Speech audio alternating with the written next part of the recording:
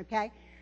You can take and see these women who keep these perfect houses, who've never had a grain of dust ever light on their tables, who, as they vacuum in high heels and a pressed dress and, of course, a string of pearls, they look like it's a ballerina's dance, doesn't it? And so these women set this up for us as the perfect thing. But I want to show you a commercial from 1958 that talks a little about this image of clean houses. Meet Mr. Clean, Procter & Gamble's new all-purpose liquid cleaner. Mr. Clean gets rid of dirt and grime and grease in just a minute. Mr. Clean will clean your whole house and everything that's in it. Floors, doors, walls, halls, white sidewall, tires, and old golf balls. Sinks, stoves, bathtubs he'll do. He'll even help clean laundry too. Mr. Clean gets rid of dirt and grime and grease in just a minute. Mr. Clean will clean your whole house and everything that's in it. Can he clean a kitchen sink? Quicker than a wink. Can he clean a window sash? Faster than a flash. Can he clean a dirty mirror? He'll make it bright and clearer. Can he clean a diamond ring? Mr. Clean cleans anything. Mr. Clean gets rid of dirt and grime and grease in just a minute. Mr. Clean will clean your whole house and everything that's in it. Mr. Clean, Mr. Clean, Mr. Clean. Doesn't Mr. Clean make it look like fun to clean up a house? What a wonderful product Mr. Clean is, making it easy to chase dirt and grime from every corner of your home. Just think, with liberal applications of Mr. Clean, you can keep that front door flung open for every visitor who may come your way. Mr. Clean in your home, and you'll have a song in your heart and a smile on your face. But is that real? Is that real? No. Is that the kind of clean we really need? Does something that sparkles on a stove make life better? Is something cleaning really going to make some things go away? I think back to King David here, and I think even if in Israel there was a whole river of Mr. Clean flowing through the center of the country, and old King David bathed there every day, King David couldn't get rid of his dirt and grime with any Mr. Clean. Only God knew what was in King David's cupboards and what was hidden under beds and what was hidden in the places that are less visible than other places. So David calls out to the one who can clean up his mess, to the one who is the only one who can clean those cupboards of our souls, God. And the question becomes for us then, are we willing to call out to God to the mess we have in our lives? Are we willing to turn to God when we get bogged down? Do we trust God enough that He will give us mercy and grace? Or are we fearful if we admit to God that we have sinned, that we might feel His judgment and His wrath instead? Are we fearful that God's mercy may not be great enough for the sins we have committed? But because Mr. Clean cannot get into the hidden parts of our lives, the place where sin dwells, we must confess to God and ask God to get us clean, because there's no hiding our sin and guilt that stacks up in the inward parts of ourselves. We may keep stashing it and trying to hide it, and no one may know about it, but at some point, all sin becomes made known. All sin comes before God on Judgment Day. And there's nothing that we can do, that we are humanly capable of doing, that will get the guilt gone. You can use Mr. Clean all day long, but it won't take the spots off your soul. Well, we know that when we talk about transgressions, we talk about our mess-ups. We talk about the things that we have done against ourselves, against other people, or against God. The things that cause us to have sin. And as Christians, many of us have grown up in the pews getting our weekly dose of sin told to us all our years. So we know what sin is. And we know that we're not supposed to be doing it. But we are human, and we know that it happens to the best of us. And as Christians, we know how it affects our lives. In Luke 12, verse 48, Luke says, "But the one who does not know and does things deserving punishment will be beaten with very few blows. From everyone who has been given much, much will be required. And from those who much have been entrusted to, much more will be asked." We as Christians are held to a higher standard. We as Christians must know how to recognize our sin. But like David, we are vulnerable to desires of the flesh, desires of temptation, the things that come before us and make us stumble. We do the things we don't want to do, especially when it comes to opening the refrigerator and getting out some chocolate chip cookies. We do the things we don't want to do. We do the things that we know full well make God unhappy with us. The Apostle Paul tells us in Romans 5:8, "But God demonstrates for us his love for us in this: while we were yet sinners, Christ died for us." Christ died for us. That's why when the blood of Christ is sprinkled upon our conscience, it blots out our transgressions. And God is reconciled to us through the blood of Christ. And as we are reconciled to God, we are reconciled to ourselves. David goes on in verse 4, and he says, "Against you, you only, O Lord, have I sinned." You know, it kind of makes you wonder, had David heard there were some other key players in this story? Had David heard that maybe there were one or other two people that were involved in his sinning?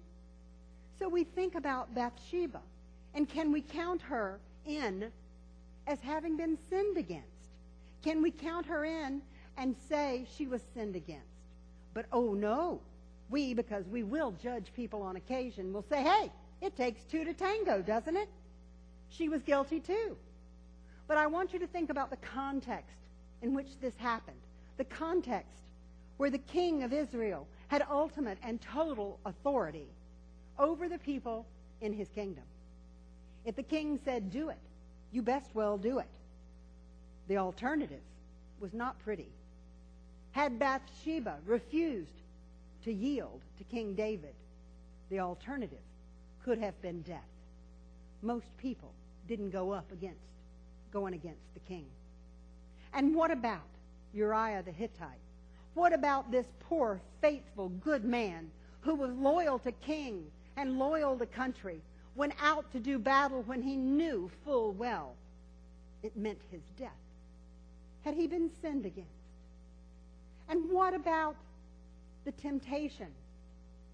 Can we say that Bathsheba was wrong, taking a bath in view of the palace? Or do we have to look back and say something had happened to the SOP, Standard Operating Procedure? For you see, in Israel, when there's a battle raging, who's supposed to lead the troops? The king. And what's the king doing instead? King David, we hear, if we go back and read the 2 Samuel passage, has been taking a nap. He's been lying on his couch. And he wakes up. Guess he's a little bored. He's a little rested. It's sundown. And who does he see taking a bath? Bathsheba. But where should he have been? Not stalking the rooftops. Where, on an afternoon like that, should Bathsheba have been thinking? Perhaps she was guilty of not thinking. Perhaps she should have been a little more aware of what was going on. But we look at verse 4 and say, how can David say, against you only have I sinned? How can he say that? You know, as king, knowing that no one can refuse him, that no one can refuse the orders of the king, then we know that David realized that there was no judge, there was no jury, there was no court that could hold him accountable for adultery. There was no one on earth that could judge him. So David understood There was but one judge for his crime. There was but one judge who knew what he had hidden in his cupboards. And so David says, it's you and you alone, O Lord, that I have sinned against. He tells this to God as he confesses that he has sinned. He knows that lawfully there's no court on earth that will hold him up. He knows that the only sentence he can ever receive is from God. So David, understanding the depth of his sinful nature, says in verse 6, yet you desire faithfulness even in the womb. You taught me wisdom even in that secret place. And David cries out how completely he understands that he wants God to forgive him. David knows he needs a fresh start. David knows he needs a Mr. Clean. And he knows that he needs a soul cleansing. David knows that only his soul needs the kind of cleansing that God can give him.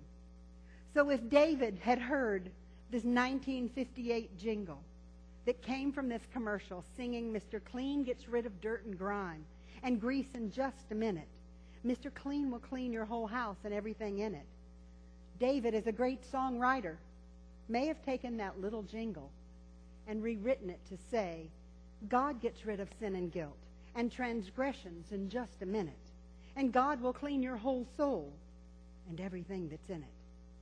The kind of soul cleansing that only comes through the grace of God, the kind of soul cleansing that comes because God sends his goodwill towards us.